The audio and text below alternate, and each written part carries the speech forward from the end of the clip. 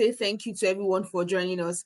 So we always like to do something fun. I want to ask that we please turn on our videos if you can, so that we can see our faces basically and do something fun. Can we switch up the energy? Turn on your videos if you can. Let us switch up the energy as we start. If you can, again, I always plead that make sure that you are appropriately dressed when you are turning on your video. Yes. All right. I can see our beautiful and fine faces, our organic faces. Our faces are all looking beautiful. Our faces are looking radiant. And let me see. Do we have more people turning on their videos? Let's see. Yeah, I love the smile, Madam Helen. Good to finally see you. Good to finally see you too. Okay. Should I start mentioning names? I hope that would be fair. But okay, so I'm taking a screenshot of our beautiful faces. I hope we're smiling.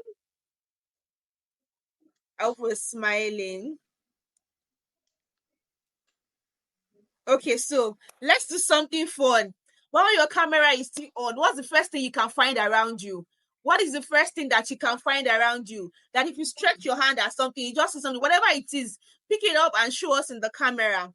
Pen, okay. Let's see who else has something that they can quickly show us. What's the first thing that you can find around you? Where's the first water? Water, yes. Again, cup from Dorothy. Yes, who else? Let's see. I think Dr. Jude had pen, cup, okay, bottle from Barrister Sowemimo. Let's see who else again. Yes, okay. So that was just to help us relax. Okay, what's the second thing you can find? Just look around you. Scissors. Ha, Madam Ellen, are you a tailor? What's the second thing you can find? Okay, a notepad, scissors too. What are farmers doing with scissors? I don't understand. Cutting. A phone, yes. Okay, I think mine is also a phone. Who else again? What's the second thing? Still water for Barrister Sowemimo. Okay. Let's see. What's this? Grass. Okay, you're a farmer. We agree. Madam Josephine is a farmer. Yes, I can see grass. My laptop. Okay, let's see. I'm adding value to the What's the third thing you rosemary. can find closest to you that just stretch of your hand? You see it on your table or around you. What's the third thing? I'm adding value to the rosemary. Yeah. That's it. What's that? What's that? Rosemary. It looks like a fork. It looks like a fork, Abby. Notebook. A garden fork. I think mine will be my phone. Not my phone. My mouse. Yes, mouse for my laptop. Let's see again. Okay, I think that's good. So thank you so much. I just had to do that as an icebreaker to welcome us and switch up the energy just a bit into the webinar. Thank you so much for joining. Can we give ourselves a round of applause? We don't clap for ourselves, really. So let's clap for ourselves. Everybody's asking us to clap for ourselves. Thank you so much for joining in. Thank you for being a part of this. Okay, so we can turn off our videos now. We will just go straight in. I would like to invite our country coordinator in person of Dr. Jude COB to take the opening address.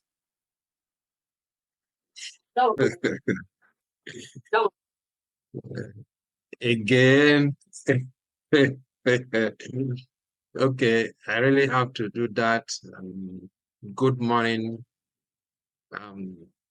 everyone in West Africa, and it should be good afternoon in East Africa. You are all welcome to this last edition of our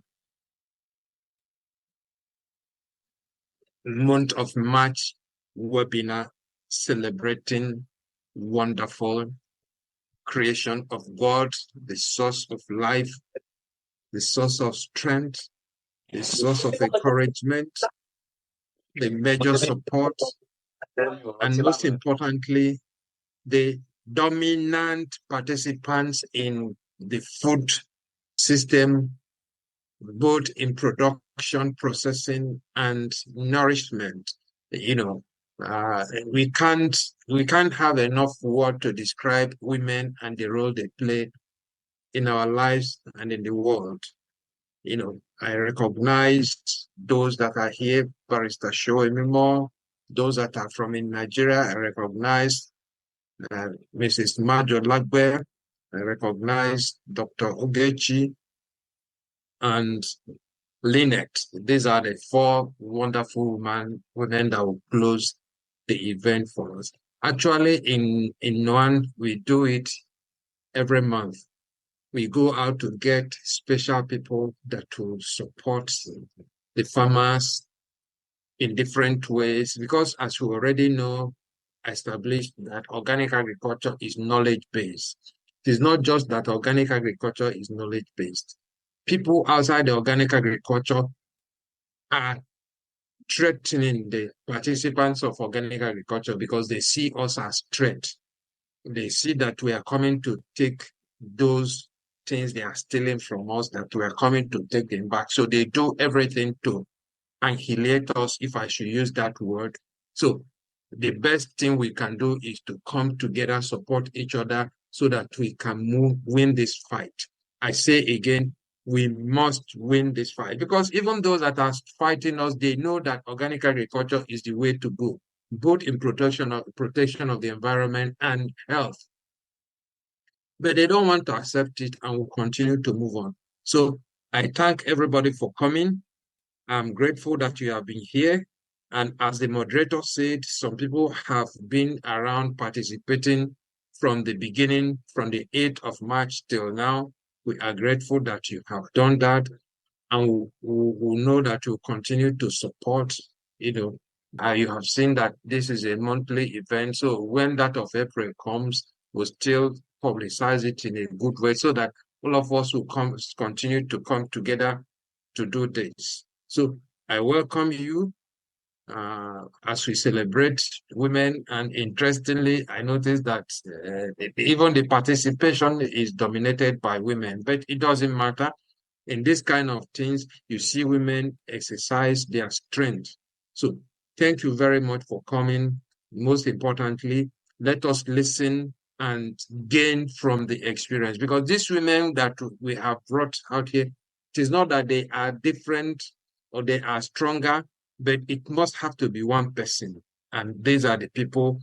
They have found a niche in organic agriculture and they have seen an opportunity. They are taking advantage of it. So let us listen to them. If we are doing something great, let us add more to it. If we are still looking for a place to occupy, you can interact, think more, act more, look for opportunities to be able to occupy your space. Because what we are doing is that you must identify a gap, you must identify a need for the society, go into it, provide our services, and most importantly, occupy it and take over. Because we must note, by the time we identify it and start establishing, people will see it and want to contest with us. So it is not only that we see and we are developing it, we must occupy it and take charge. Thank you very much as we listen to these great women. Welcome and good morning or good afternoon, depending on where you are calling from. Over to you, moderator. All right, sir. Thank you so much. We welcome us once again. So permit me to quickly just do a 30 seconds review of one or two of our past webinars so that we are picking the lessons and we're learning from it. So I'll just start, and it's okay to fail when you're doing organic agriculture. You're going to have some challenges and it's okay to fail, but don't give up. My Nigerians will say among the younger generations, if you give up, you have lost. Document your journey, document your process for you to improve upon it, and pay attention to communities. And if you're going to be in process, so you cannot stop learning yourself, and you have to join communities. And we have adopted here in Nigeria, it's the fact that organic is life. Processing things in organic agriculture. Into the profile of our speakers for today, our panelist file. So I will start with Lynette. Lynette Nakidde. Can you please turn on your video so that we see you while I read your profile?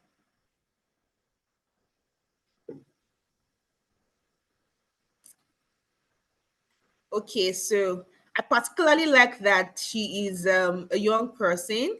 So see, and she's already showing the organic lifestyle. Organic is life. Okay, so I'll read. Lynette Nakidde is dedicated to pioneering sustainable agricultural practices through her role as a founder of the Biofertilizer Center for Youth Empowerment and extension worker at St. Jude's Family Projects. Her career is marked by initiatives aimed at leveraging organic methods to positively impact both government and communities. At the Biofertilizer Center, she spearheads efforts to develop and promote biofertilizers as a sustainable alternative to chemical fertilizers, empowering young individuals with the knowledge and skills for their production and utilization. Additionally, Lynette works as an extension worker, collaborating with local communities to implement organic farming techniques, emphasizing soil health, biodiversity, and ecosystem resilience. A commitment to organic agriculture reflects a belief in its ability to create a more sustainable and equitable future, driving our effort to catalyzing positive change in agricultural practices. Ladies and gentlemen, we present to you Lynette Akide. Can we give her a round of applause in the chat box?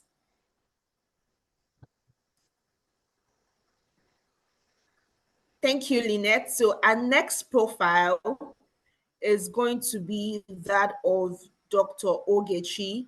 Dr. Ogechi, can you please turn on your camera while we read your profile?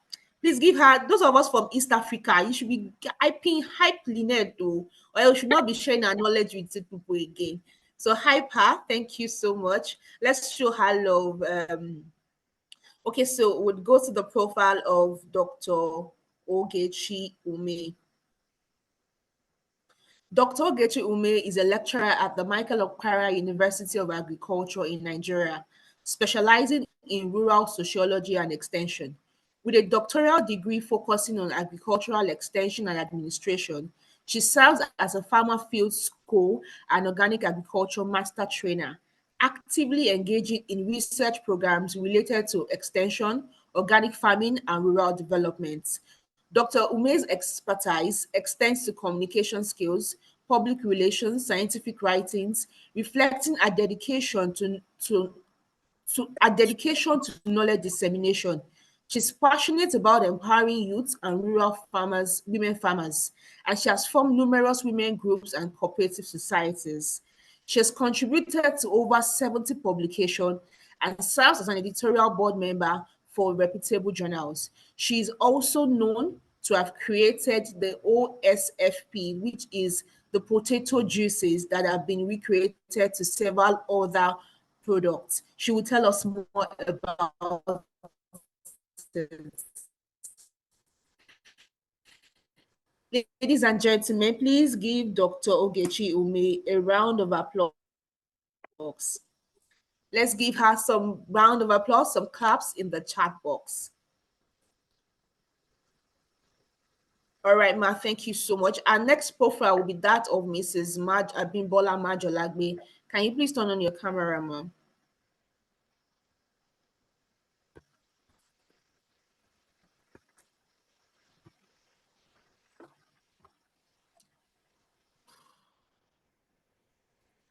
Let me see.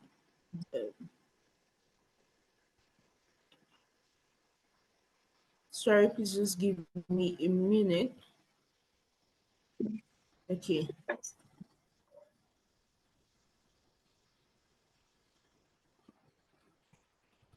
All right. Abimbola Majolagbe is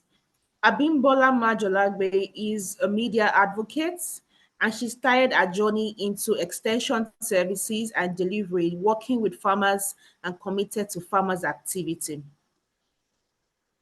During her years of promoting farmers, especially through the regular radio program Feeding the Nation, she became more resilient in exploring better approaches to mitigate against the gap of food production system and as a result of climate change.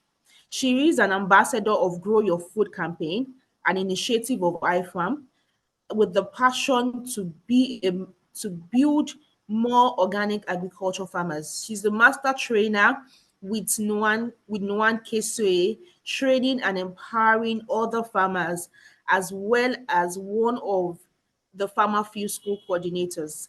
Ladies and gentlemen, join me as we celebrate Abimbola Majolagbe. Let's put it in the chat box. Let's celebrate her. And I'd ask that Barrister Sowemimo would turn on our video. Yes, our video is on, so let me spotlight her. All right. So I always tell people that our speakers are people of timber and caliber. So okay, so now to Barrister Olusola Sowemimo, popularly known as Sisimi. She's popularly addressed as Sisimi. She's a versatile professional who juggles the distinctive responsibility of a lawyer, organic farmer, public speaker, etiquette, and business coach. She approaches her job in an holistic manner across these disciplines, hence having a broad skill set and the passion for making a positive influence.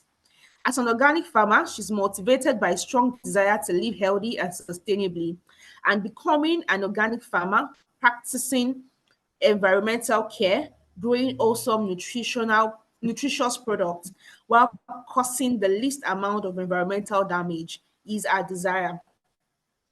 Ladies and gentlemen, join me. Our profile is actually long, so I just summarize it. So, ladies and gentlemen, she's also I don't know if the exact title is a CEO. She's the founder. Yes, the word is founder. She's the founder of Okpe Farms Nigeria Limited. She has represented Nigeria. She's also known as the foremost organic agriculture practitioner, and she has represented Nigeria on several international platforms. Also, she is a member of the steering committee of the KCA Project Nigeria. Ladies and gentlemen, join me as we give virtual applause. Virtual applause. Virtual applause. You're waiting for, okay, you see Barrister, remember, they're waiting for you in Togo. You people will talk about that one later. All right, thank you so much, Ma. You see, we have powerhouses, a lot of powerhouses. I hope we have our pens. So we are going into the panel discussion now. I hope we have our pens and we're ready to take notes. Yes, please show them love. Give them reactions in the chat box. Show them some love in the chat box. And let's go straight into the question. So I'm starting with Mrs. Majolagbe. You know, one of the beautiful things about Mrs. Majolagbe is the fact that she also works in media. So she will be sharing some of that experience with us today. I know I tell people that the diversity of our panelists is Mrs. Majolagbe works in traditional media, so to say, while we have Barrister Sowemimo owning it on social media. So you are going to learn. I hope you're ready to learn. Please put it in the chat box. Let me see more energy in the chat box. So we'll start with Mrs. Majolagbe just about now. Let me see our energy in the chat box. So, and I think that since today is the last day of the webinar, we should probably dance before we end this webinar, hopefully. So let's go straight in. We're still celebrating ourselves. It's Women's Month. So, Mrs. Majolagbe, your journey into the organic agriculture world involved working closely with farmers, particularly through extension services and training programs. Could you share some specific experience or success story where your efforts in disseminating the line is actually breaking. Can you hear me all? Okay, now I can hear you. Please go ahead, okay. Ma. Okay. Hello there, everyone. A special recognition to all the KCOA team, both in East and West Africa, and most importantly to the KCOA team here in Nigeria, especially the country coordinator who has put this webinar series for us to recognize the women in agriculture, in organic agriculture, and then celebrating the women internationally. Thank you so much. For me, the extension service delivery is a life wire. It is my joy and passion that I've done over the years to create that positive impact in the lives of farmers. You know, in extension service delivery, we use tools for our farmers because that is how we'll be able to engage them when they face challenges. In Lagos State, for example, we have over 179,000 crop farmers, over 50,000 livestock farmers. And so the work of the extension agent is to disseminate unified technical messages. When I say unified, we're expected to groom ourselves both for the crop farmers, for the livestock, the fisheries farmers, the processors, the women in agriculture, as well as artisanal farmers. So the training and visits come to play when we disseminate this information to see what are the challenges our farmers are facing and how we can mitigate the challenges. For me, the organic agriculture is not it is not a new thing, because we know that we've been practicing it for a long time. But over time, our farmers started cutting corners. They want to get quick money. So they engage in all these sharp practices that have eventually degraded the soil. They have actually affected the ecosystem. There is no biodiversity in their production system, and they are facing a lot of problems and challenges. So the introduction or rebranding and advocating the organic agriculture couldn't really come at a better time. And so our farmers are clamoring for a better change. And this comes to play when we now decide to use the extension tools. And part of the effective tools that we normally use for our farmers is what we call SPAT, the small plot adoption technique. The farmers' practice will be there, and then you engage them in the new technology. It could be the composting, it could be the green manuring, it could be the use of neem or other endogenous method. What we only do is the farmers' practice will lie side by side with the introduction of the technology that you're giving to them. And what our farmers want is this going to work for them? And when it works for them, you can be rest assured that they are going to adopt the message. And this goes into diffusion, where this message diffuses into a larger group of farmers. So for me, the crop farming activity is bubbling in Lagos State. And when I say about over 179,000 crop farmers, we have been able to train them. And I can categorically tell you that we have about 40 to 45% that have imbibed the natural system of farming, because they know that it is less costlier. They're able to generate their own farm resources by themselves. I know that it could be better, but we are still clamoring, and we still engage them from time to time through the advisory services. When we talk about the livestock farmers, we have about 50,000 farmers here we are talking about. And in poultry production, we tell them that we don't want them to use the antibiotics. We don't want them to use the normal vaccines, which is possible and is effective. It's just for them to know. So in livestock farming, we call it CHILAT. It's a small holding adaptive research where we engage the farmer to know that, look, organic agriculture is about prevention. Once your poultry birds can go through the process of, having this immunity against any disease, they can be productive. And so we engage them in herbs, like the golden melon, so many other herbs that are beneficial to the system of the poultry birds. And they live, healthier, and the meat is more tastier. And so in all, we have about, say, between 50% to 20% of the livestock farmers that are growing their poultry birds naturally. And it can also be better, because for extension message, it is a life wire between the extension officer and the farmer. And every time we clamor that this you can do, and you can do it better. And once they do and they learn, they're able to engage other farmers through this practice, and they get engaged themselves in everyday activity. And then we also clamor for mixed farming. Mixed farming is when you have the fish production, the water of the fish can be beneficial to the vegetables. And then when you have the livestock, the manure from the livestock, the vertebrates can also be engaged. When you cure them very well, you can then introduce it. So this in turn will improve the structure of the soil, increase the nutrients, reduce leaching of the nutrients. And so engaging extension services delivery is a key to the farmer. And because the extension service is a school that you don't graduate from. And I'm still learning and relearning. Thank you. Well, thank you so much, Ma. That was exhaustive, And the fact that you mentioned training 5,000 livestock farmers, that's a lot. Well done, Ma. I hope we are learning and we're picking from there. So our next question for our next panelist will be to Nakidde Lynette. Lynette, can we have you? So Lynette has when I read her profile, I hope you got the part where I talked about the fact that she's into biofertilizers. So your dedication, Lynette, your dedication to pioneering sustainable agricultural practices, particularly through biofertilizers, is impressive. Could you share the story of how you started and what the journey has been so far? Okay. Thank you so much, Hepzibah. Can you hear me? Yes, we can. Okay. I founded the Biofertilizer Center for Youth Empowerment in 2020, and I was in my second year of the university. But through volunteering as an extension worker at St. Jude Family Projects, this is when I was doing community outreaches, and I noticed that most of the farmers extensively used artificial or synthetic products, especially the fertilizers. As a student by then, I was doing environmental science technology, and I knew how harmful this was to not only to the environment, but also to the farmers' lives.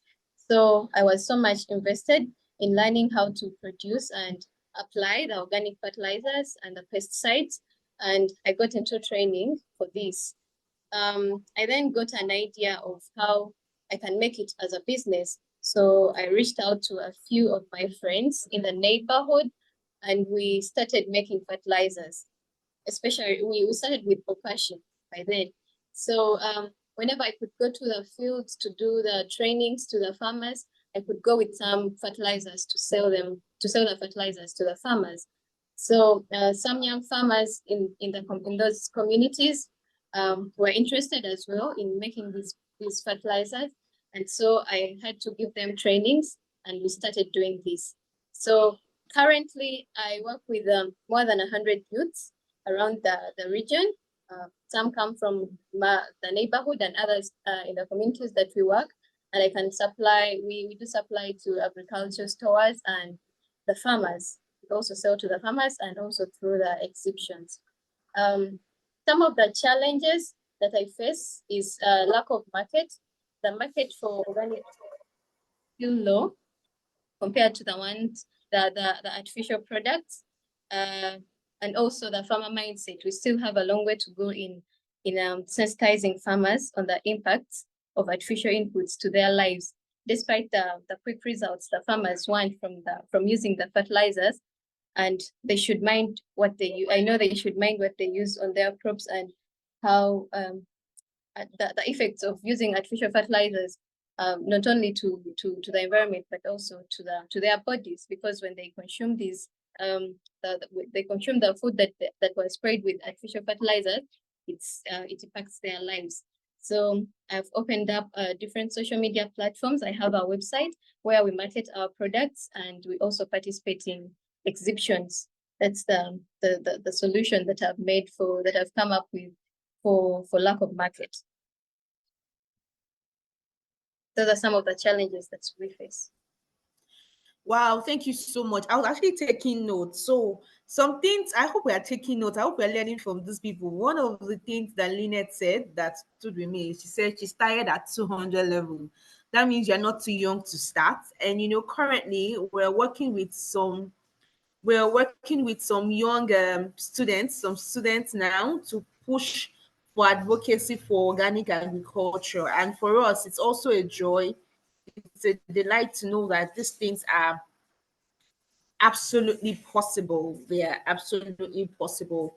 So I would and she also talked about using websites and subscription model. For me, that means that you can actually adopt technology into what you're doing. I mean, we're using technology now for even the Zoom call on the Zoom call. So you can adopt technology into what you're doing in organic agriculture. It's possible. We can see it from these stories. So I would like to take Dr. Ogechi now.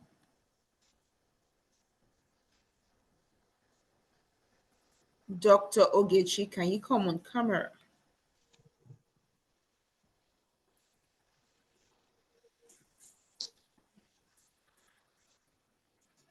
All right, Ma. Thank you so much. Thank you for all the loves and encouragement in the chat box. Please let's keep them coming.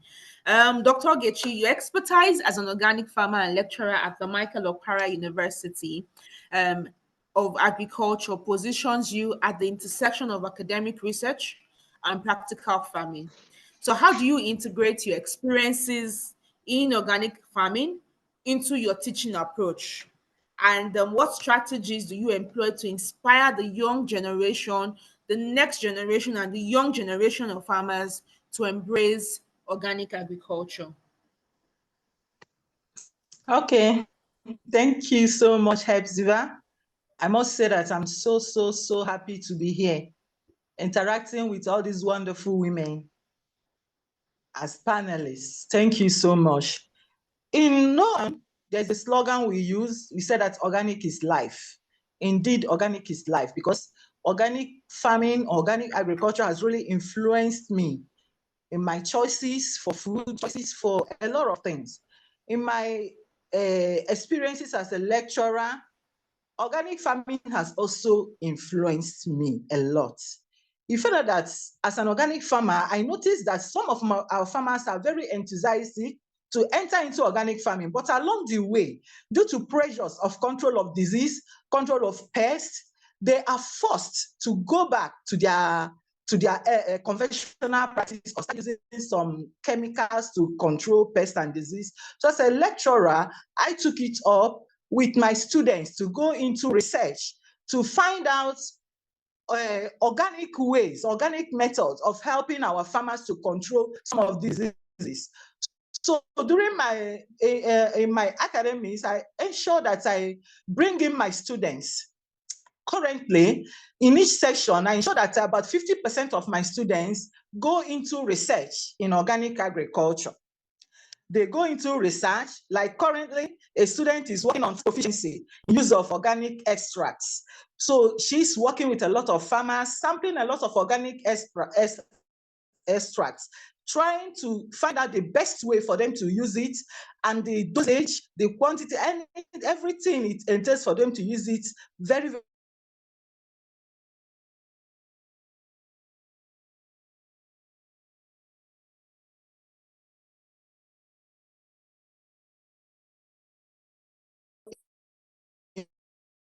students. I also incorporate hands-on practical demonstration with them, allowing the students to feel the organic techniques by themselves and helping them to get deeper understanding of organic agriculture. I also invite guest lecturers like renowned organic industrialists, processors. I invite them to talk to them and help them to gain more insights and arouse their interest into practicing organic agriculture. Presently, I also train them entrepreneurship skills in organic agriculture. I have about 10 of them now taking up entrepreneurial skills. They have passed out and they are doing very well with these skills, like a mushroom and processing, a lot of enterprises.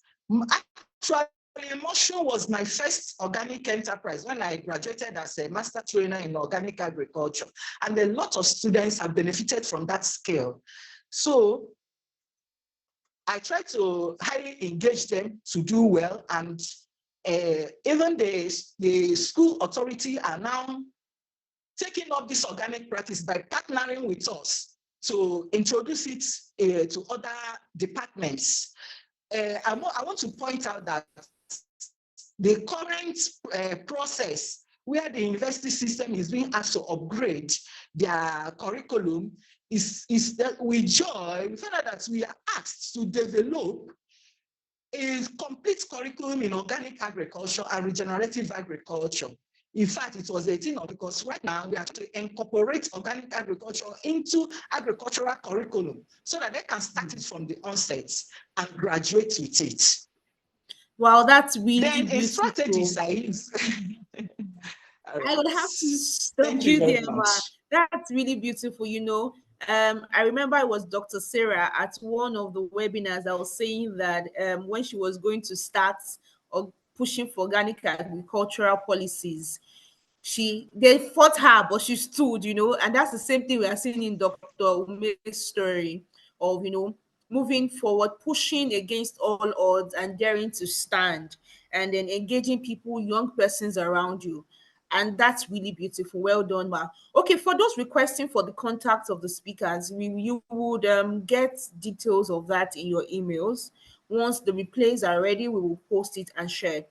So our next question will be for Barrister Sowemimo, and we're putting her on the spotlight. Let me her on the spotlight. Okay, so I hope we are learning. Please continue to give reactions in the chat box and use fire emojis. I love the energy. Please, well done. Okay, Barrister Olusola Sowemimo, your transition from corporates into organic agriculture is quite fascinating.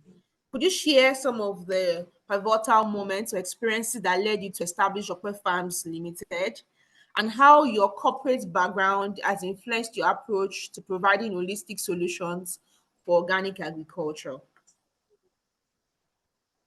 So let me join the others and congratulate KCOA for this initiative. It's a beautiful one. And these are the kind of things some of us wish we had when we started. So my journey to organic agriculture was a very interesting one. In 2008, my mom had died of cancer of the colon. And before we knew it, she was stage 4. There was absolutely nothing that anybody could do about it. It took us by surprise because she had also been quite mindful about the kind of food she ate. At a time, she even grew some of the food she ate at home. But when my dad passed away, I think she lost interest and she didn't care that much. So I had the opportunity of going to my sister-in-law in the US. And while I was there, I got this email saying that there was a cancer control conference. Like the same cancer has a whole conference dedicated to it. I had to attend. And my sister-in-law was like, do you know the cost of the ticket? I said, don't worry. When I come back, there's free food in your house. I'll come and sit and enjoy myself till I go back to Nigeria. And that conference was, it was a turning point for me. We were over 1,000 participants, and about 80% of them were cancer survivors. That really tripped me. So I ran out, I went to get a recorder, and with the recorder, I was recording and interviewing them just as we're speaking here. And one of the things that I found in almost everybody I spoke with was the fact that they manage their health with the food they eat. So what is this food? Then they started telling me about organic food, how the food they eat is devoid of chemicals and antibiotics and all of those things. I must have interviewed about 40 people. And the same point, this organic food. There was even a young lady, she had had cancer twice. That it was that bad. And there were so many authors. There was an 18-year-old who said he had to run out from his family home because he needed the food, to treat himself. And the family didn't believe in it. They felt, no, you have to go for chemotherapy and all of that.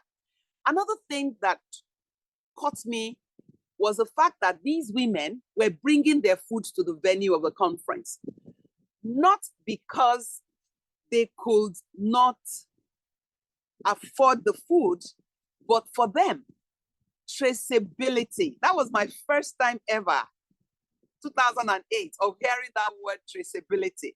What was it about? They said for them, they needed to know where the food came from. So they were not going to eat the food from the hotel. Wow. I got back to Nigeria. I was so excited. I said, yes, I'm going to start an organic farm. And guess what? Every other farmer I spoke with, even some friends will come and say, oh, they say you want to go into farming. My uncle is a farmer. Come and speak with him. Guess what? The minute I mention, oh, I want to do organic farming, they look at me like, you what? Don't waste your money. Don't do everything they could say to discourage me, they did. But For me, it's when you tell me something is not possible that I tell myself it means I'm possible. And that was how I started acquiring the land. Luckily enough, I had also met a young lady on social media, because I went to social media because I was having issues. I didn't understand. So I used to go there it was almost like my journal. So I would go there to talk about my frustrations. The day I do something right, I would go there and, hail myself and all of that. And I met this lady who told me that, oh, there's even an association called NOAN. I'm like, oh, really? And just about then they were going to have their conference. I now attended that conference, met so many different people. Now, what have my law done for me? Number one, you can't be a lawyer and not be a critical thinker. So it's always very helpful to be able to decipher what I wanted to do, how I wanted to achieve it. Even coming into the community, I'm among a community of about 2,000 villages. I knew there was no way I could do it without their support. So I approached FUNAB at the time. OAP team came and they held a session for them where they introduced them to organic. And that has really been helpful. So they have different names for my farm. Oh, that farm that doesn't use taku. Oh, that woman that, acts somehow, but it's okay. That is what you get when you're an organic farmer. You are either a mamalawo or something, and I'm happy with it. Thank you. All right. Thank you so much, Ma. That was quite an interesting story. And I know you summarized it. In the next panel session, we are going to talk a bit more about social media because, I like that Lynette talked about using technology. You are also using social media. So there's so much to learn for all of us. We're going to have a quick break now. Let's go into the next panel session, the next round of questions for our panelists. We are doing so well. Like, I think this is my favorite episode right now because we are managing our time so well. Okay, so let's go into the next round of questions for our panelists and discussions. Please, again, put it in the chat box if you're getting value. I like that we're already engaging on the chat box. Let's put in more engagement. So I will start with Lynette, Miss Nakidde. So your extension work at St. Jude's, in your profile, I read that you work with St. Jude's project as an extension worker. So your extension work at as an extension worker at St. Jude's Family Project, you focus on implementing organic farming techniques. Can you elaborate on some specific examples of how you are implementing organic agricultural practices? What are those things? I'd like you to talk about it in relation to composting, the biofertilizer or fertilizer production, and natural pest management. You have the floor.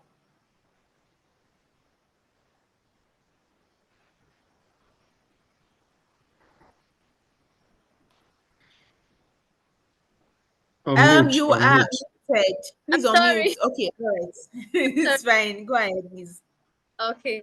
I was saying, like, for composting that does not require so much resources to do it, it is generally converting degradable products like dry leaves, green leaves, and so I'll take you through how we do it, how I train it to the farmers, and we start by making a heap.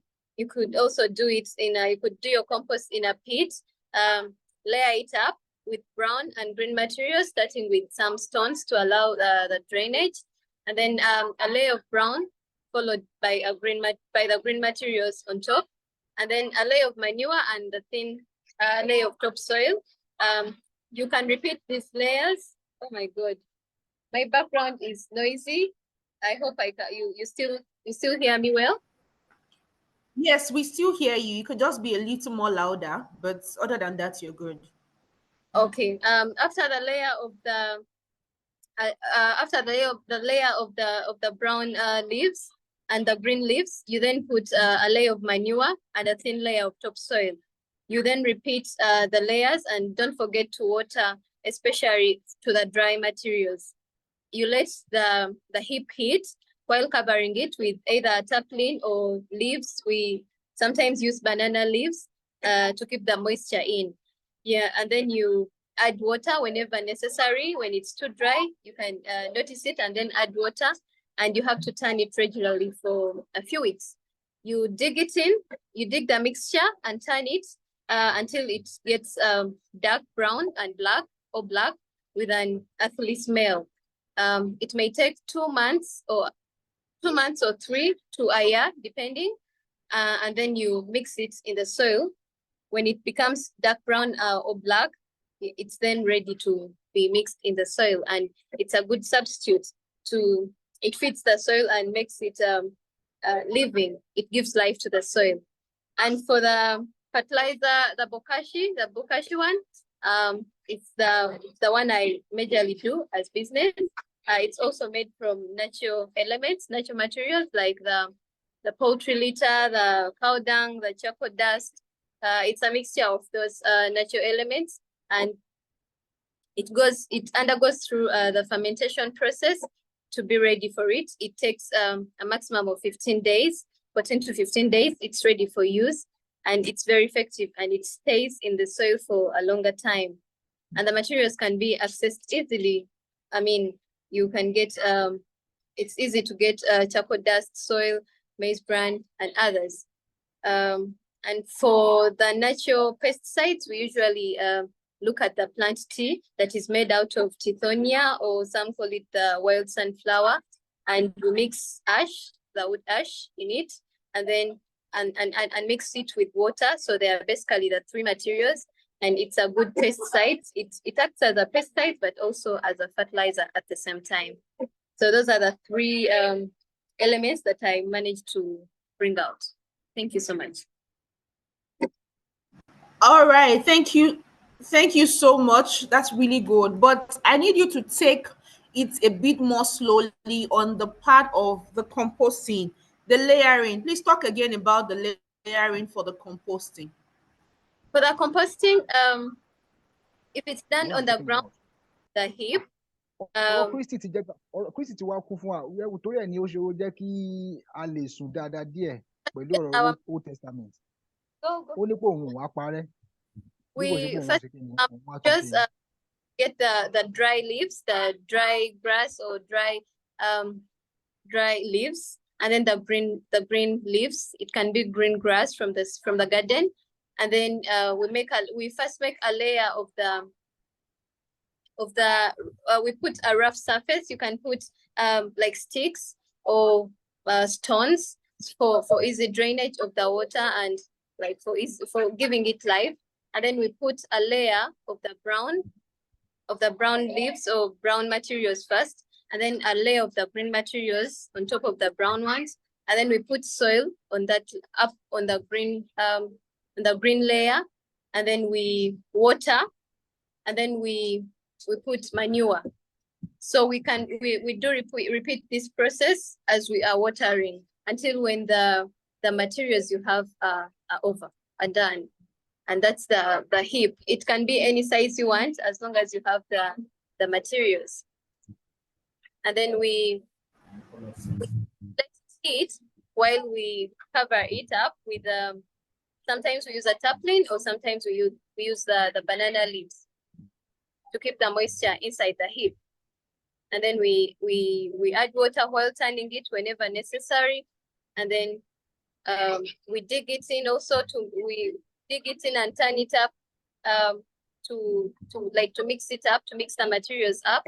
And then it majorly takes 2 to 3 months to a year, depending on the bigger of the heap.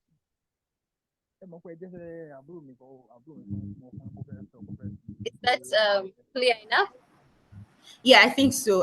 Thank you so much. We already have some questions in the chat box, but once we are done with the session, we'll take the question. I think we have a question for you again, but when we come to that, thank you all so much. Please, let's continue to engage in the chat box.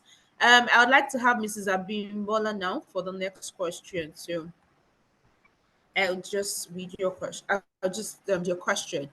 Mrs. Majolagbe, as a champion for organic agriculture and resilience building in the face of climate change, and then your involvement with initiatives like Feeding the Nation radio program, we know it has provided a platform for you to address critical issues in the food production system. How do you navigate the complexity of promoting sustainable agriculture practices like organic agriculture through the mass media channels? And what strategies have you found to be most effective in engaging and empowering farmers to adopt these practices? How easy has it been working with these farmers, and how have they been able to adopt it? Thank you very much for that beautiful question. For me, I believe in the strong medium, which is the radio. The radio is a very strong medium. And I also want to give kudos to the Lagos State government, especially my ministry, the Lagos State Ministry of Agriculture, for bringing the brilliant initiative of the radio program called Feeding the Nation, which is called Bolio. It is a program that has been for over 20 years now and has grown in leaps and bounds. It is not only for the farmers in Lagos State, but we have people that call in out of Lagos, all over, out of the country, to actually benefit immensely from the trainings and the messages that we bring to the farmers. What we normally do on the program is to bring in subject matter specialists to be able to engage the farmers in any enterprise that are having challenges, and they nip it forward. When this happens, it doesn't just stop there. What we do is we take it to the next level, because we know that our extension officers are all around the locations in the state. And so whenever they actually present a particular message to the farmers, it's now for the farmers to carry it out. And then the extension farmers will be able to aid, if it is a problem, a challenge in crop production, they'll be able to take up in form of SPAT, like I said, where the farmers practice will go hand in hand with the introduction, the technology that we are preferring. And if it is in form of the livestock problem, that could also go for chillat. The radio program is such that we are able to, go a step further, especially in this age and time where we are promoting urban agriculture in Lagos State now. We tell everybody to grow what they eat. Just grow. After you grow, the next level is for business, or just first growth. And in growing, we're able to take them through the journey of making sure that all their production system goes through the natural process, because that is the way that you can be able to promote food sustainability and food production in the state. No matter how small it is, once you clamor and advocate for a particular message, our farmers believe in us because they know that we visit them from time to time. And I don't joke with extensioners. And so when they hear this important message, they want to at least practice. So the farmers too, we also tell them, we have the radio listener, because most of these farmers, they stay in the villages. And so they will just come under the shade in the compound when the program is about to start, and then they enjoy. And then from the program, we also go live. We go for the radio live, where we do calling, and people will come out, they call from outside Nigeria, and they get fascinated. And so we have the English version as well, the Feeding the Nation, for those that don't understand Yoruba. And then very soon, we're actually going live on television, because Bolio it has a huge traffic in the state, and people clamor for it. And because of that, I've been able to get that space, that public space. They know me. Oh, that's Sister Bolio. And in turn, I've been able to use that strong medium to be able to capture other farmers in other value chain, not only for the farmers that we have in Lagos State, but other value chain actors. And I give kudos to KCOA and NOAN for giving me that platform to operate, because in that turn, I've been able to do a lot of documentaries, using that my extension tool to be able to celebrate the African farmers, bring to them to the fore, let them know what they're doing. I've supported also farmers through an NGO approach, where we are able to train them for free and to be able to support them. So for me, the Feeding the Nation, the radio, is a very strong tool, is a medium tool that everywhere you go, you find it resonating inside of you. And so it has given a positive approach and a kudos to all our farmers. And I know that it can still be better, We're thinking for other avenues that we can reach out to them. But that in turn, using the radio is a strong tool for me and an extension service delivery for Lagos State. Thank you. All right, Ma. Thank you so much. So riding on that, I would like to bring Barrister Sowemimo up now. And I want her, I hope we're getting the diversity of our panelists. Someone can say, oh, I don't have money to go on radio. How do I go on radio? And say, Miss Majolagbe has money now. She can go on radio. I like, she has sponsorship. I don't have sponsorship. How can I go on radio? I will bring Barrister Sowemimo to talk now to us. She's going to talk to us on how she has been able to build an online community of over 20,000 followers online, just using a smartphone, so that we will know that whatever aspect of media that you choose to go with, you can actually build a community, you can build a following, you can continue in the advocacy. So I'll write on that and ask Barrister Sowemimo to take the floor. Please go ahead, ma'am. And please also share strategies that you've used. Mrs. Majolagbe has shared the ones she's using, because I mean, for rural farmers. So that way we are creating the balance to say that whether the person is a rural farmer or is enlightened, we can reach them. So she has shared the one for rural farmers. Now Barrister Sowemimo will share the one that each and every one of us can use right or straight from our smartphones. Please go ahead, ma'am. So I think yes, social media. I stumbled onto it because I was getting to a point where I needed an outlet for what I was doing. Remember that all of what I had been doing was trial and error. I think at that time, probably YouTube was the only other way. And on YouTube at that time, people didn't give out so much, so you still had to figure it out all by yourself. So I then went, it was even a young niece-in-law who said, oh, Auntie, what are you doing now that you retired? And I said, oh, I'm into organic farming. He said, what does that mean? And I told her everything. She said, oh, Auntie, you should be sharing this with other people on Instagram. I said, what is that? She said, oh, you have to be on Instagram, tell them what you're doing, how you're doing it. When you succeed, share it. When you fail, share it. Don't go there thinking, oh, everything has to be rosy and nice. And that was it. It just gave me that outlet to be able to talk about what I was doing. And today, one of the things that gives me joy is the many people who come back and tell me things like, oh, you were the one that encouraged me to go into organic. I'm telling you, I'm always humbled at the sheer number of people who keep thanking me for that.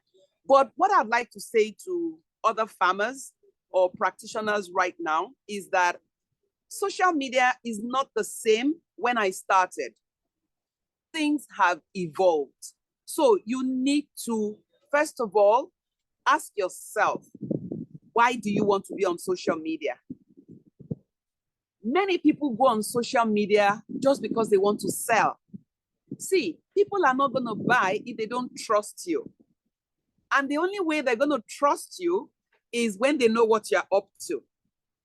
So you need to ask yourself, what niche do you want to push on social media? You can't just get there today and start saying, oh, come and buy this, come and buy that. They're asking themselves, who are you? Where are you coming from? So you need to be intentional, and then you even have to ask yourself, which of the social media platform works for you? You will find out that people have their own qualification. So many people will tell you things like, oh, the older ones are on Facebook, the younger ones are on Instagram. And, I tend to believe that. And then the highly professional people are on LinkedIn. So the way you're going to post, you can share the same post. You can share the same post on Instagram, on Facebook, on LinkedIn. But guess what? You will have to tweak them to suit each person.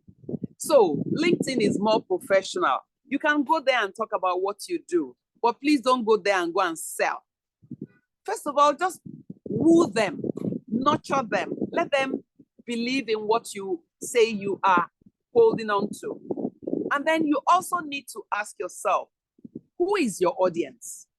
Who are the people who you want to be interested in what you're doing?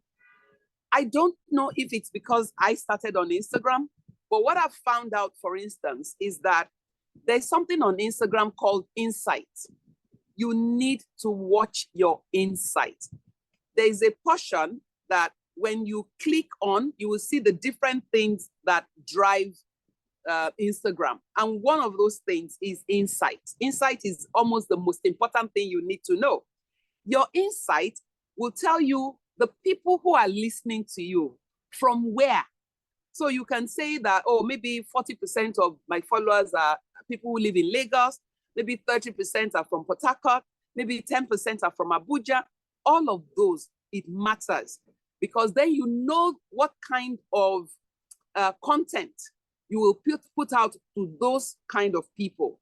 So for instance, I don't want to sell on Okpe Farm's page. In fact, recently, I have changed Okpe Farm's page to Olusola Sowemimo _Okpe Farms, because I am now pushing my own identity.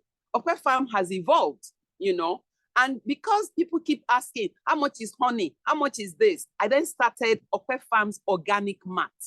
So when you get there, you know that Okpe Farms is out there to sell. So for people who want to follow you, give them enough content, give them material that will make them believe in you and trust you. Thank you. All right, Ma, thank you so much. I hope we are learning. Please engage in the chat box. Let's know that we're getting value. So I want to tidy up two things. I want to marry two things together. Barrister Sowemimo talked about knowing your audience. And Mrs. Majolagbe talked about that. Because she knows that our audience she's an extension worker, for instance. Again, there are different niches in organic agriculture. Because she knows that our audience are rural farmers, that informed the choice of media that she's using to reach them. So she's reaching them through radio. Radios are more affordable for them. In fact, they will gather in the evenings to be listening to radios. You'll find them even calling in into radio shows. That is what she has identified. And so she's meeting her target audience where they are. So as organic practitioners, even as business owners, it's important to know where your target audience is and meet them where they are. You don't have to necessarily, oh, they are doing Facebook, they are doing Instagram, they are doing YouTube. Don't jump around. Identify, the first thing is know who your target customer is. I tell people that if you do not know your target customer, you just be blinking in the dark. You'll be complaining and saying, my family and friends are not buying for me, blah, blah, blah, blah, blah, but they are not your target audience. So know your target audience and meet them where they are. Meet them where they are, online or offline. All right, thank you, Ma. I would like to bring Dr. Ogechi now. Now, Dr. Ogechi has a very interesting story, because can I see our chat? Let's keep chatting. Let's add comments. Let's add comment. The things we are learning, let's put it there. So Dr. Ogechi has a very interesting story, because she moved from, okay, before I forget, we have a YouTube channel at Nuan KCOA. Please go to the YouTube channel, because we have several videos that we have, you know, our speakers, our facilitators have come, they've shared a lot of things there that you can just sit down and learn. It's a whole school on its own, and this replay would also be posted there. So please go there on YouTube. I'll try to get the address and put it in the chat box so that you can learn and improve your processes. Now there's no deficit, there's no deficit of knowledge, because people are sharing this knowledge. You just have to put in the work. So I would call Dr. Ogechi now, because she has a very interesting story in that she used to be into conventional farming. So from conventional farming, she then moved to organic farming. I would like her to quickly walk us through our journey and walk us through our journey of transitioning from conventional farming to organic farming, and also talk about our sweet potato products and how she's making several products from producing other things from just one product. You have the floor, ma'am. Thank you very much once again. My transition from a conventional farming to organic farming, I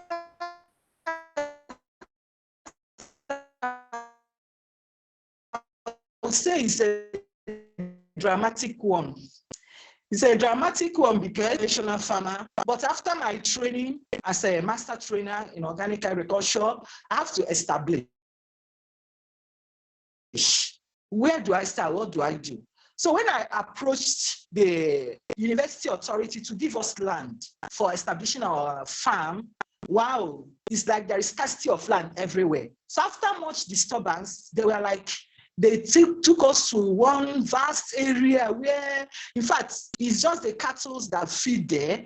Nothing is happening there. They say, this woman, you are disturbing us. Oh, yeah, go there, take this 1 hectare and farm. Wow. I was like, what are we going to do here? Nothing is living there.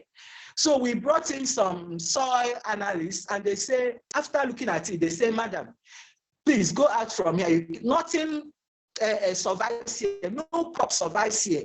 There is nothing you can do here. And at that point, we are stuck with that place. And I sat down, have to think up everything we have studied, everything we have discussed about organic agriculture. I told my team, we will start. Let us try to heal this land. Let us try to do something. I don't know what else to do. We started. We used all organic amendments we can.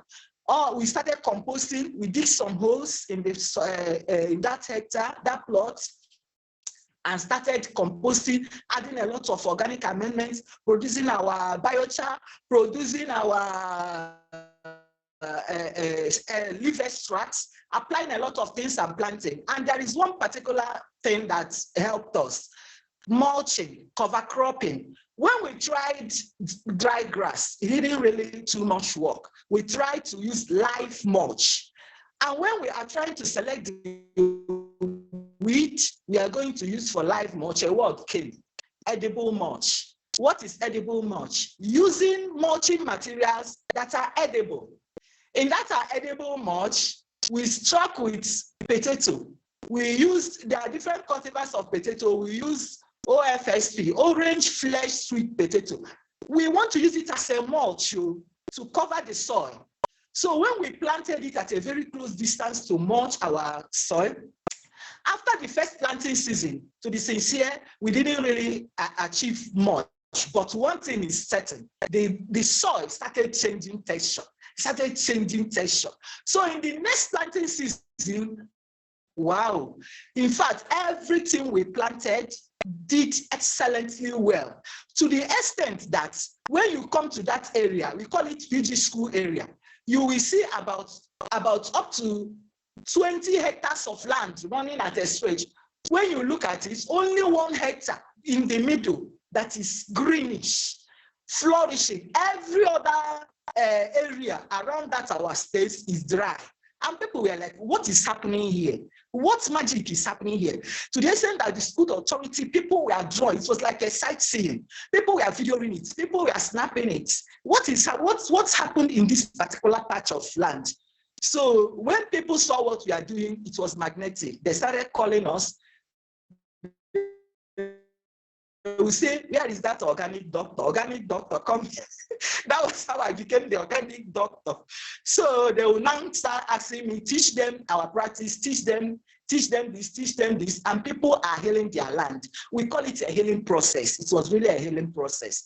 That was how we came up with that land. And from there, they started giving us other lands beside us, so that we can also help to reclaim the land. So it's a reclamation process. Now, coming back to this sweet potato, we find out something. With these organic practices, it was a bumper harvest. Come and see tons of orange flesh sweet potato. And our thought is, what can we do with this sweet potato? We now sat down and started thinking outside the box and started using those sweet potato we harvested to process into other products. Right now, it is our signature crop because we now produce OFSP juice. We turned it into juice. OFSP juice. In fact, it is a wonderful juice. We have gone to a lot of exhibition with it.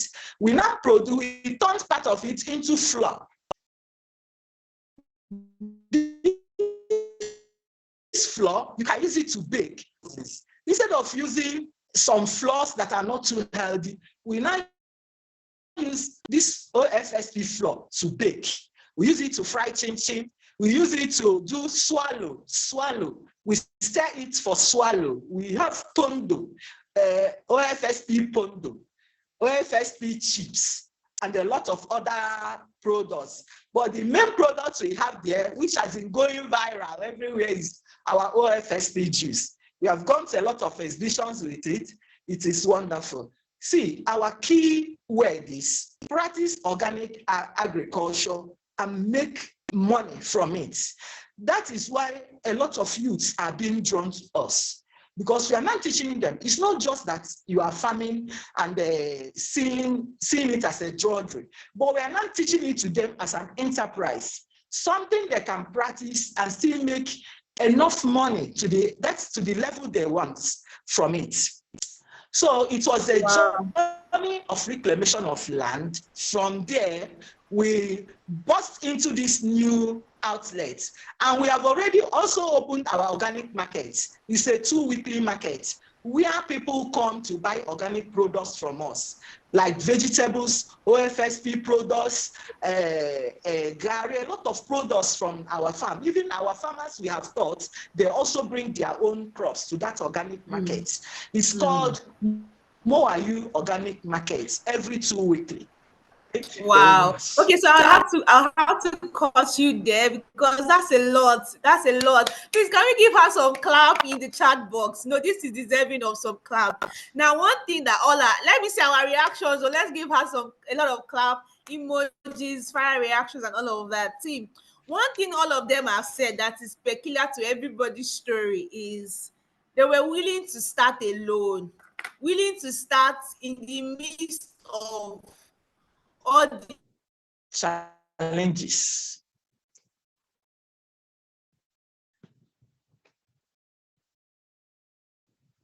The criticism. When she said they were called give you funny titles or funny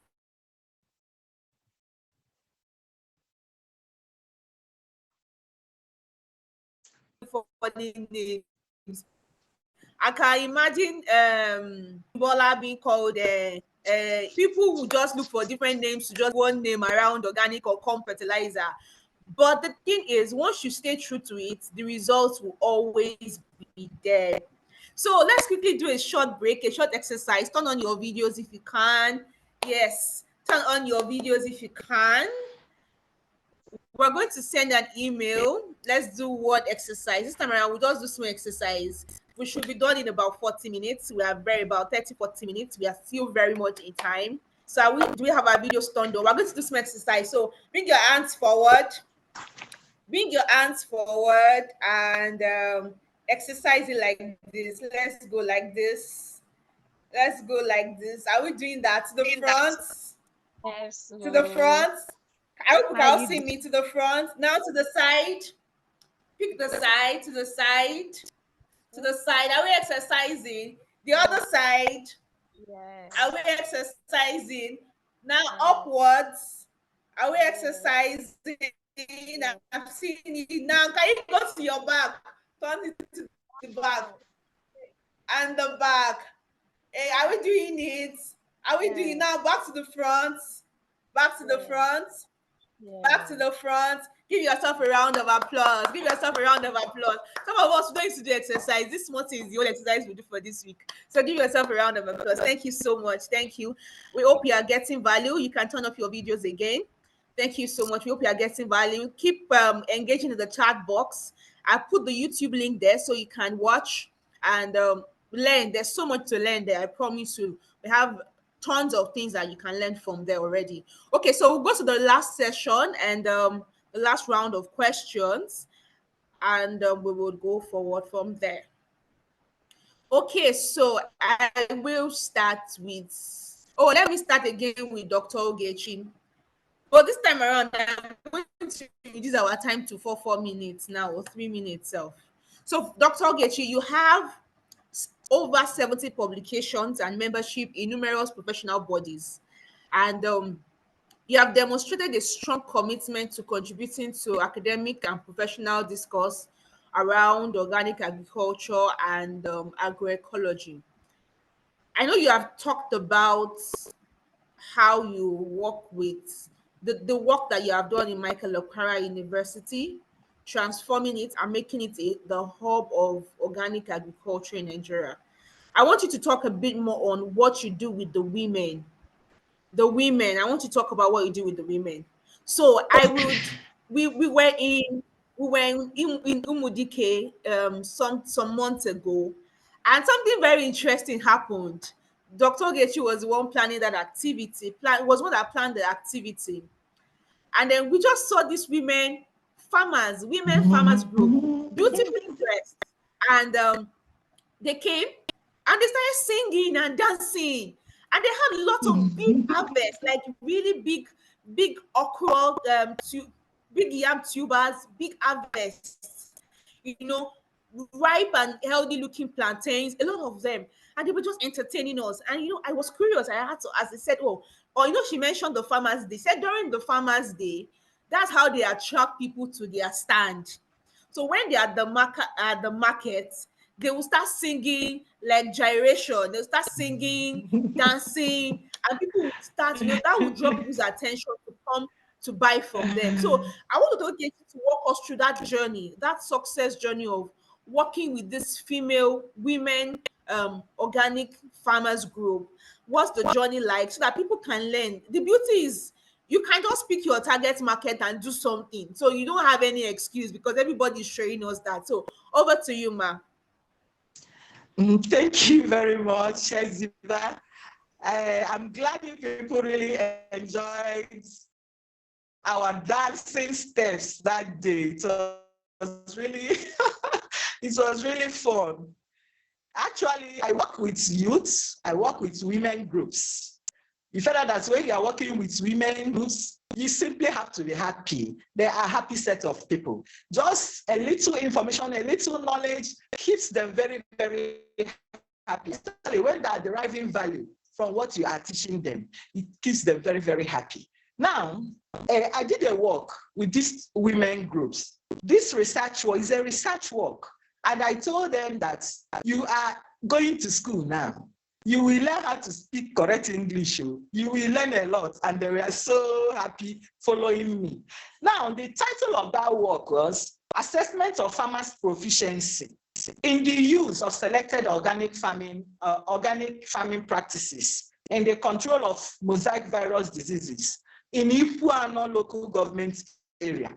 Now, when you come to that Ipuano area, you find out that this particular mosaic disease affects their crops. They farm a lot of household crops, vegetables, and this disease attacks it. And I was like, I want them to stop using chemical sprays. So I brought them together, incorporated them into that research, brought out a lot of organic treatments that I use, something like neem, jatropha, garlic, ginger, onion, a lot of organic products.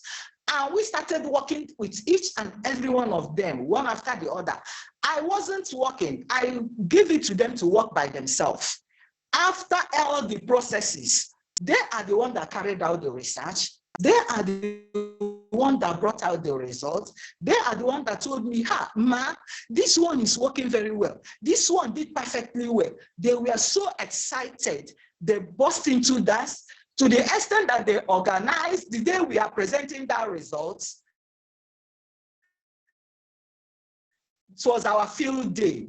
Brought wrapper, uniforms, and everything, and their what do I call it, music group that day. They were so excited and happy. That was how that dancing troupe was made. So that day they brought out all the different crops they produce from that research work and presented to the community and told them by themselves how they came up with all these organic extracts that they will be used. And they said bye-bye to using chemical insecticides and everything. It was really a powerful, we did all that, so, but this was a really breakthrough for us. Since then, we formed ourselves into a group. We are now registering our cooperative. In fact, we have registered our cooperative society, the Choice Multipurpose, the Choice Cooperative Society. In each market day, our organic market day, they come with their dancing too. They come with their products. After the dancing, do you know that people come from a lot of villages, a lot of communities in other states to come and watch them. After watching them, they sell all their products and they dance home happily with their money. In fact, I don't know, had it been, I would have got some maybe video shoots or that, but it was a very big breakthrough for us. It was a very big breakthrough. So with this, we found that these women are truths. They are steadfast. They are very, very convinced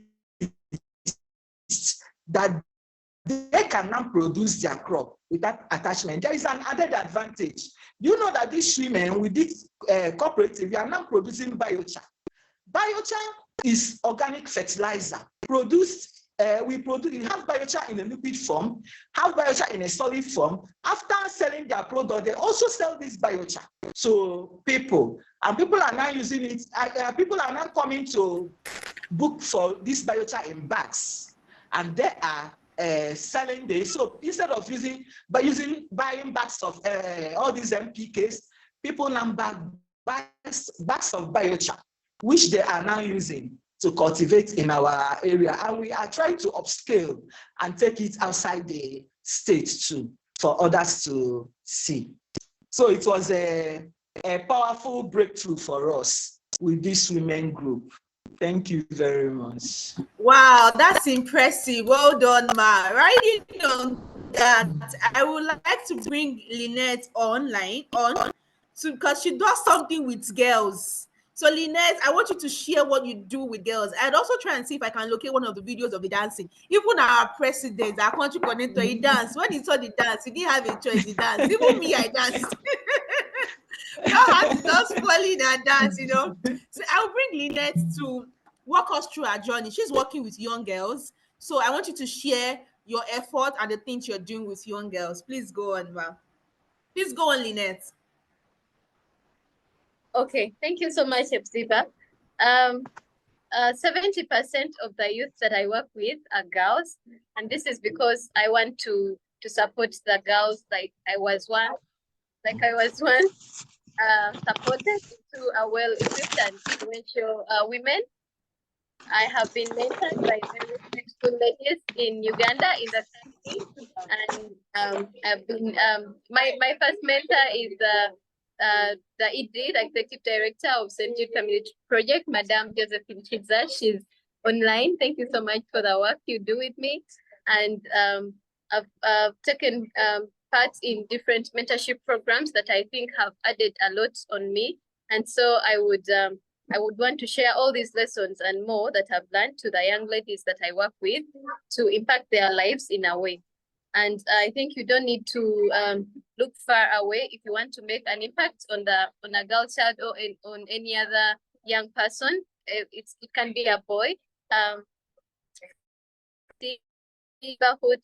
I think if we work together, we have to. If we want to see a very good generation coming up, we have to support them. We have to support the young children. Not only women, but also like starting from down, still when they're still girls. So I would think if we can buy their products, if we can invest in them, if we can share opportunities to the girls to empower them, to like giving them support mentally or financially or economically, I think this can be good for them, and I think we can build a strong generation coming up. I have a quote that says, a strong woman stands up for herself, but a stronger woman stands up for others. Thank you so much, Hepzibah.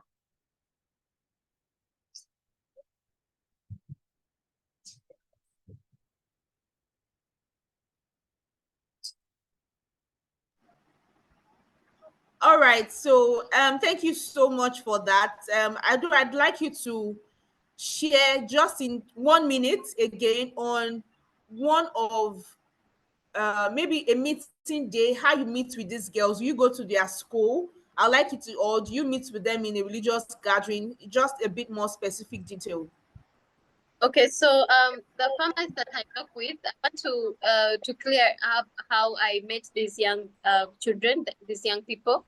It's not necessarily children. I work with high schoolers, the girls that are in high school and primary, the one that are like grown in mind. That and I met them through I work with their parents through the extension program.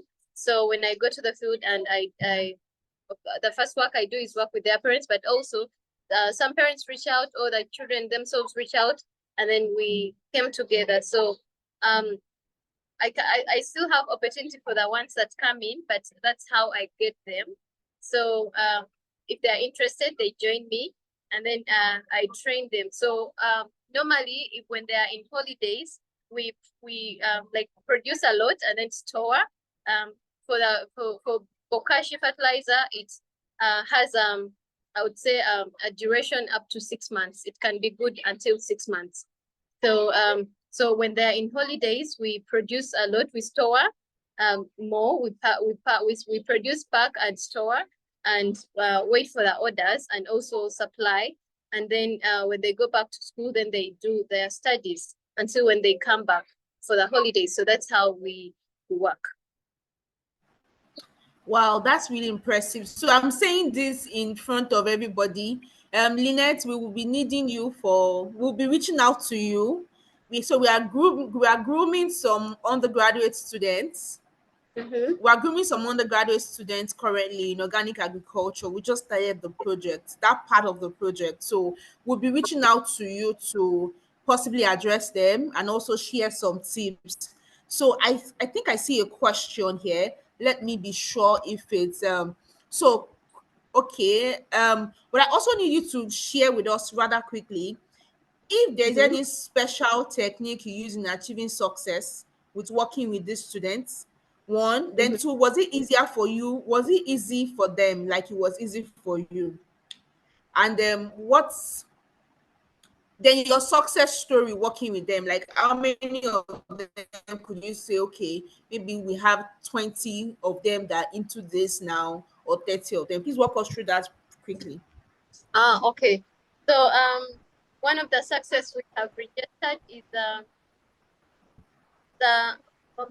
most of my people that I work with can pay at least a quarter of them. We are in a rural setting. We are in Masaka, Central Uganda, but it's a rural area. So the most of them go to government schools. And the government schools do not charge a lot like private schools. So if we produce these fertilizers, we get some percentage that goes to their schools. It's not so much, but at least it covers for half of their quota or half of their tuition school fees. And also they do not have to ask for parents for requirements or personal needs like maybe pads or any other soap, whatever the school requirements are. So we assure that we can save some money that can do this. So I myself, in my third year, I finished campus last year, and in my third year, I could use some of my saving from this entity to pay for my fees. Not the whole percentage, but at least I could help my mom to some percentage of it. So, and also my transport to the campus. So this is how we are benefiting from this. But also the first key objective is to change the situation back home.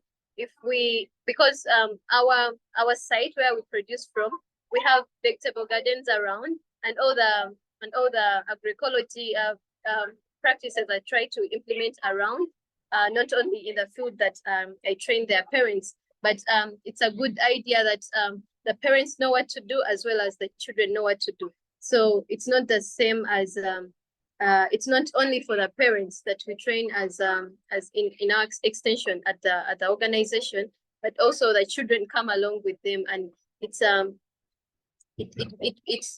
grows a good family of cooperating. Yeah, the outcomes are good. Wow, thank you so much. Again, it's broad. The field is like large, so everybody can do something. Something. This advocacy thing is a group effort. Everyone can do something. You know, we have one of us that actually currently works with secondary schools, you know, just creating awareness and all of that. And see what she said. From that awareness, she started earning something for herself to support the family. That's really good. Please, Lynette, in the chat box, kindly drop the name of your mentor that you mentioned so that we can properly acknowledge her. I would invite Mrs. Majolagbe now. Now, I know that you work with a lot of farmers. I like Mrs. Majolagbe to share 3 pet peeves. So let me put some context to it. I was speaking with some business owners sometimes 2 weeks ago. I was invited to facilitate a session, and I was surprised that business owners do not even know how to keep record. And I'm wondering how you can be a business owner and you don't have an accounting record. I'm wondering how. Because in my head, I'm like, you should be able to tell us off the top of your head what your revenue is and all of that. You expect that people should know these things, but they do not know it. So I want Ms. Matilagbe to share with us 3 things that she wishes, or from my experience working with farmers, she's always surprised at how come people don't know this thing. So I want her to share 3 of those things. Your people are already commenting so much in the chat box, you know, celebrating you. So well done, ma. Please go ahead, ma. Okay, thank you, Hepzibah. You're doing fantastically well. God bless you. Yes, I think you read my mind. Record keeping. It's a big deal for the elite farmers, for the middle class farmers, for the less elite. Everybody is in this situation. And then you ask yourself, why is it that it becomes very difficult for farmers to keep records? Because sometimes they think they have a lot of things in their head. But when it comes to, you know, discussing about, for example, where we have support system, maybe there are some financial institutions that wants to, you know, engage the farmer and then support the farmer, and the farmer becomes, you know, they enter into a quagmire and they don't know how to sort themselves out. They don't even know if they are breaking even or not. And all those little details really matters. And so you find out that a lot of us, even the elite ones, don't keep records. But I'm glad that most of the trainings that we have through the extension system in Lagos State, we always put a focus record keeping, because record keeping is a very broad thing. It has to go with every little and minor detail, where you break down your production system, your fixed, your inputs, your running costs, all the things that you feel doesn't matter, really matter. Because that is when the farmer can be able to plan ahead, can be able to do budgets, can be able to know if that kind of particular enterprise is really favorable to that farmer or not. And right now, even in, we have a program that we're running in Lagos State. We call it Lagos State Food System, where we tell the people that are come for the training that record keeping is very vital, because it makes them know where they are and where they can then improve themselves on. So that really gets me annoyed all the time when you see that farmers don't keep record. But I think they are trying.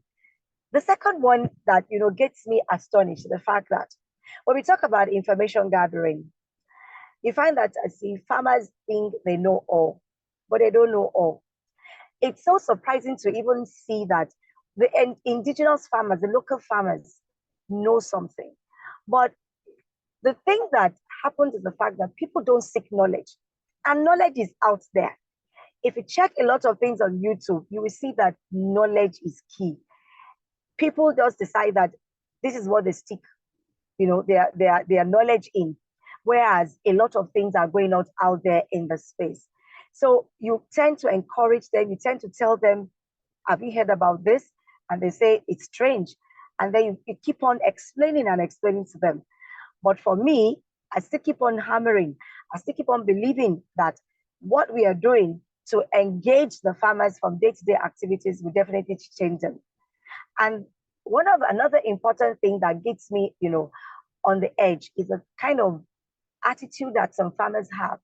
Oh, this is how we've been doing it in those ages in our forefathers. I have some farmers here in a very big settlement in Lagos State here, that they have these particular vegetables that they grow, and they will tell people that this vegetable is what they used to send their children and their children to school. This is what they've used to graduate.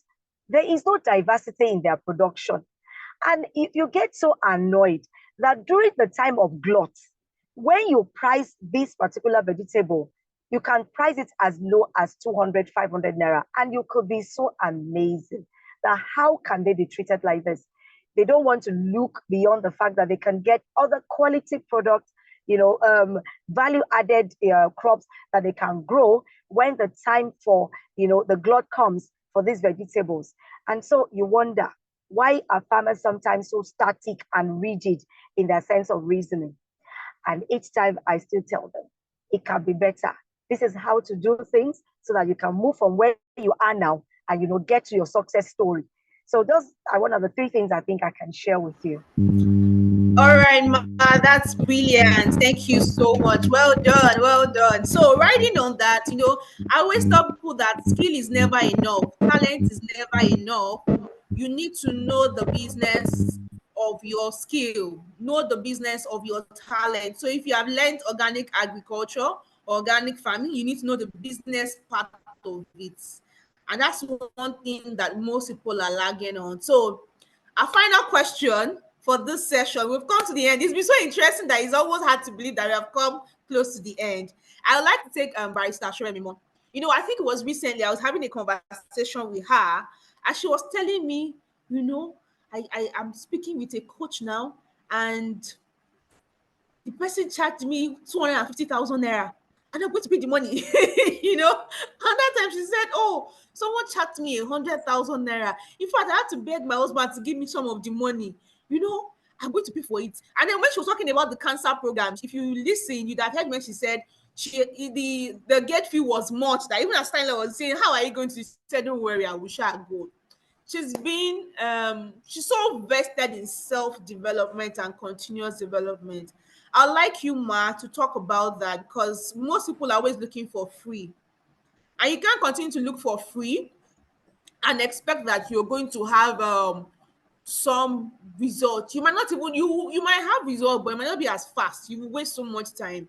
So as a sticker for continuous learning and self-development, I want you to kindly walk us through your self-development journey and how this has greatly influenced and impacted the growth of Okwe farms, specifically sharing 1 or 2 of such instances. Thank you. I think anybody who is going into organic now has soft landing. When we started, there's some people, they might be on this call, and some might have been on the sessions before now. We went to places where, I remember there was a place where we went to train. I did not tell a single family member, and I was very fuzzy about the details to my husband because he would never have allowed me to go. You get to some of these places, the beds, in fact, some, you look at the mattress and you know that, you're better off putting your cloth on the floor and sleeping, because you don't want to leave the place with any skin infection. But thank goodness, we're now in the era where you can learn things by WhatsApp, you can do Zoom sessions. It's just incredible. And I think that is one of the things we have COVID to thank for, more or less, because it then allowed it. Another thing I would tell people, there is not, just like Mrs. Majolagbe said, there is knowledge out there. Yes, but for some level of knowledge, you've got to just pay for it. Have a bit of budget that would help you. I still paid 3,000 naira yesterday for somebody who wants to train us on something. Sometimes I tell myself, it's not number one, you need to assume that you don't know everything, and you will never know everything. Sometimes it is even something you know how to do, but by the time you go through it with another person, you see that, oh, it's even faster, or this is a quicker, or this is a better way of doing the same thing. So I don't fight shy when it comes to, I always tell myself, nobody is self-made. Somebody has contributed at some point in time or the other. My first opening was going to the organic conference the World Organic Conference in India. I'm telling you, the family had to come together because I said, you know what, don't give me birthday present. Just come and chip into this fact that I want to go to India for the World Conference. And I would never forget, that was the turning point for my organic journey. Because somebody sits next to you and is telling you they're doing 1,000 hectares of onion, organic onion. And you're going, wow, in Nigeria, we're still, struggling. So every single training, every session that I've attended have been very useful. But I'll just zoom in on two of them. I think one of them was a session that KCOA held in Abeokuta. I've forgotten the name now, but it was a collation of the indigenous knowledge that we needed to brainstorm and talk about. That one gave me validation that most of the things I have been learning are working. Because once I go to any training, if I some at the training, I'll be calling the farm. You know that thing that is that go and bring it down. And that has been very helpful. The latest was the BioFac that I attended. Yes, BioFac was about organic food, but it was humbling. Apart from, I can't remember how many exhibitors, maybe about 1,800 or so, there was another place where there were over 1,000 organic products which are still about to come into the market. There was a particular company, they used 108 ingredients for all their products. And guess what? Each of the 108 were certified organic. So we must not settle for less in Nigeria. We can't keep helping people to say that organic cannot feed the world. The Nuremberg, where the session was held, 80% of their food there is organic. If others are doing it, why can't we? We must get to the, go deep down into the basic and be able to fathom. When Mrs. Majolagbe spoke about the farmers, the rural farmers, I'm privileged to have been a member of the Farmers Field School in Ibadan, thanks to Alhaji Oladapo, who I met. And do you know that every fortnight I was in Ibadan going to the farmers' school? You sit with a farmer who is telling you, madam, go and plant okra. Okra is good. You make your money and you harvest for long. I'm telling you, little things that you probably wouldn't even have given much attention to. So what I want to tell everyone, please do not give up because you think people are not going to accept what you are up to. Believe the fact that you are a great woman and behind you is also another great woman. Just seek for it, look for it. And life is give and take. Don't think you can keep taking from others. See what you two can give in reciprocity. Thank you. Wow. Please, Zerano, let's turn on our cameras. At this point, all our panelists have done so well. Please turn on your cameras. We are going to do a short something. Are we turning on our cameras? Let's do something rather short. Turn on your camera. We're going to celebrate all our panelists. So we're going to roll it. This one is going first to our panelists. If you can turn on your camera, but just make sure that your background and your outfit is okay. That one, I'm always emphasizing it. Okay. So now, roll it.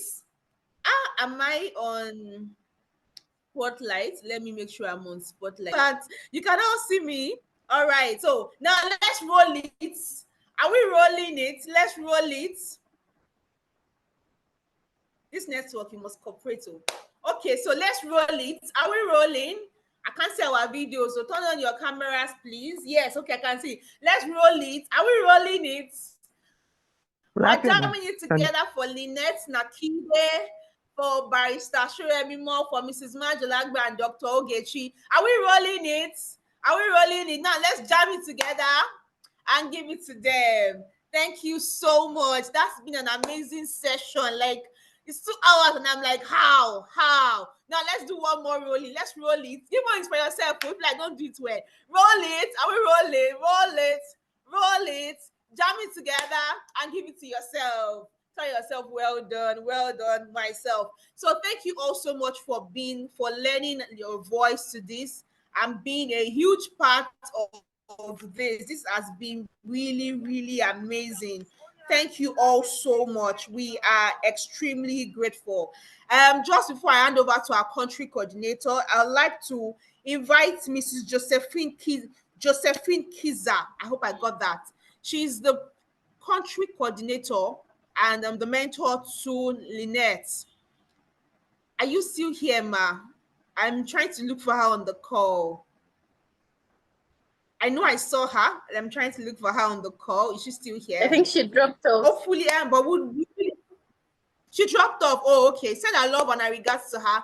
Everyone here from East Africa and all over Africa, East and West Africa, all over the world.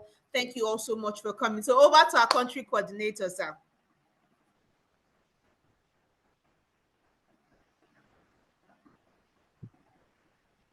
Sir, you are muted. Okay, all right, sir. I'm excited. I just felt happy. Okay. Good afternoon, Southern Africa. They represented themselves here. Good afternoon, Eastern Africa. They had continuously participated. And good afternoon, West Africa, especially Nigeria. Good afternoon, Africa. Good afternoon, the world, because I know that people participated from all parts of the world, and emphasis is Africa. It has been a great event to have these wonderful women from the 8th to the 12th to today, 20th, to celebrate their greatness, their prowess, their escapades, their achievements, their breakthroughs. Now, something is important in all these. Now, I didn't notice them say that this happened because they are females. A lot happened because they are females, but they didn't capitalize it. They didn't see it as point of weakness. They actually saw it as point of strength. So I listened carefully right from the 8th to the 12th, listening to these successful women, and I didn't hear them say that their obstacles, what they are surmounting is as a result they are females. We are not saying that it is not happening. That is actually the reason why we are doing this, because there is an intentional plot to stop you. But you have come together with our support, say that you are unstoppable. You are really, really unstoppable, because without you, this component is incomplete. Without you, our food web will disappear. It is the rural women that does all this. And when we talk in Africa, I'm a soil scientist, and I still say, it is these rural people, it is these small scientist. Okay. It is the rural people, it is these smallholders that produce all our food. So whatever we think, we must support them. A majority of them are women. So thank you very much for coming. We are grateful for the support, for the number, for the patience, for the participation. And I want to say we are taking this fight a step further. We are looking at young people, because part of the problem we have is that we want a large number of people to produce at a time, but it is the older people that are producing. So is it possible for us to bring younger people to the production web? I know that it is possible. We must try something. So KCA and NOAN is taking this a step further to start bringing up the young people. We will bring them up into a particular fold, start talking with them. Interestingly, the moderator have spoken to Lynette. Lynette, we are going to invite you because we are actually looking at young people seeing people that is as young as them doing it, and them seeing that they started it even when they were not supposed to start it, but they were brave enough to start. And at her age, now Lynette will be talking with a lot of experience, and you'll be wondering, where did those experience came? It is because she started early. So I thank you all for coming. I congratulate the women for their achievements, for their breakthroughs, for what they have done and what they will continue to do. And we will continue to support them. We continue to put them at the spotlight, and they will continue to achieve these great things. I thank everybody. I welcome you, and I invite you to April webinar. I think that one will be more explosive than what we have seen today. Have a great remaining part of the month. Thank you.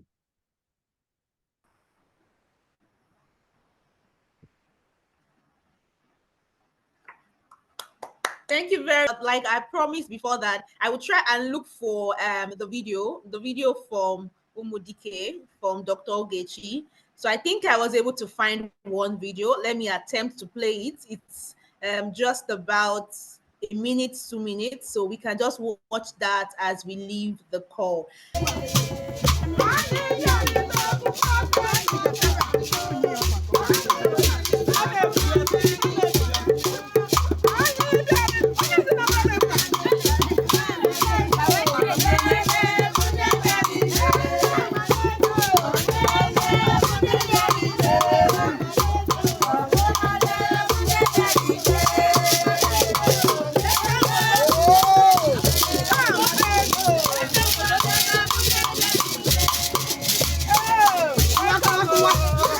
Thank you all so much for coming. Remember that you are unstoppable, and everything you just need to think it. Once you think it, you can achieve it. Thank you for joining us. God bless us. Thank you. We need their contact address, so their numbers. Yes, ma. I will send it to us by email.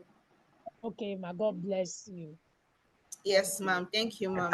Including the recording. Because yes, most of us could not connect in time. Oh, all right. So apologies for that. We would all get an email before or by the end of this week or early next week, including all the replay of all the 3 sessions, so we can watch it on YouTube. No, we will be very happy so that we can share it with other women farmers in the north to show them that they are lacking behind. All right, sir. All right, sir. Yes, you would. Okay, Lady Organic, I would share contact with you. All right, thank you, everyone. And you just leave the Zoom room with this song, Unstoppable. Always remember you're unstoppable. Whatever you put in your mind, you will achieve it. Thank you. Thank you.